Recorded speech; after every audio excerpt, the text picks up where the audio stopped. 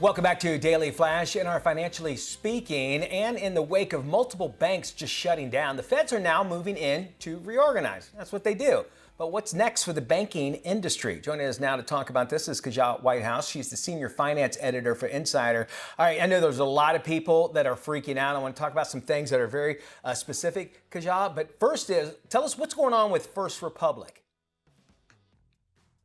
First Republic is a San Francisco bank that happens to be the largest second bank failure in the United States after Washington Mutual back in 2008. But fortunately, consumers don't need to freak out. You know, it's been taken over. The assets have been taken over by JP Morgan. So if you have a mortgage with them or you have a checking or savings account with them, you will just continue actually to go online. I actually bank with First Republic and everything's the same and nothing's going to change. So, well, JP Morgan will eventually take it over, but it will be seamless and nobody needs to. A bank failure simply means that the bank has failed, but it doesn't mean anything for customers who are already dealing with the bank, except that, you know, their bank will change hands. Will they still get the cookies? That's what I want to know. I just noticed in that commercial they hand out cookies. You don't have to answer that. I have no idea. Okay.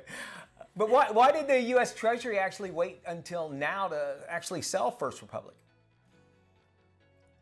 So First Republic is a victim of a couple things, one of which is rising interest rates. Okay. And interest rates haven't started rising until more recently. They've actually been at rock bottom for years and years and years.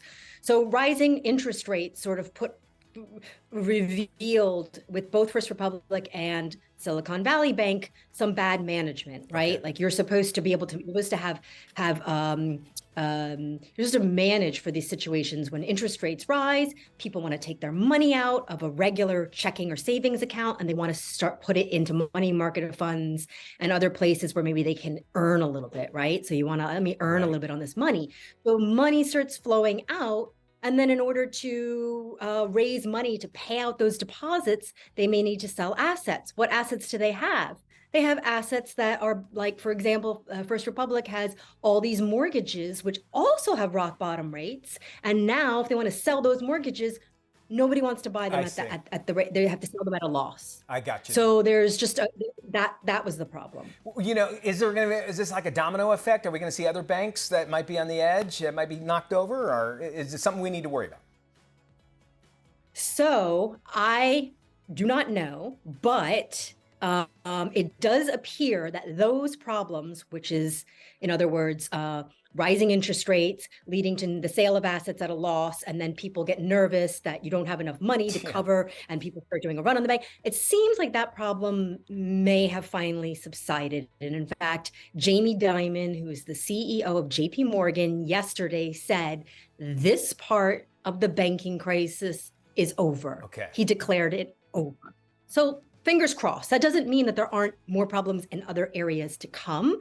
For example, rising interest rates is also going to expose a lot of commercial real estate. You know, people who maybe have loans to large commercial real estate properties.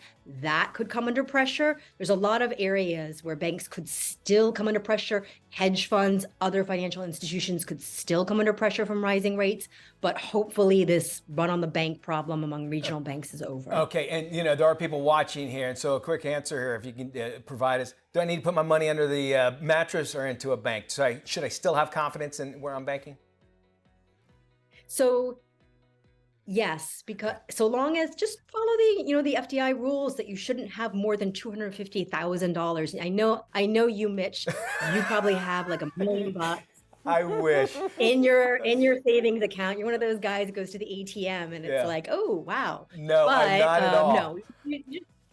Just try not to have too much money and you will be protected. Fantastic. And it should be fine. You won't have to worry about that at all, Kaja. Thank you so much. More information, check out social media. Just look for Kaja Whitehouse. Thank you so much for joining us.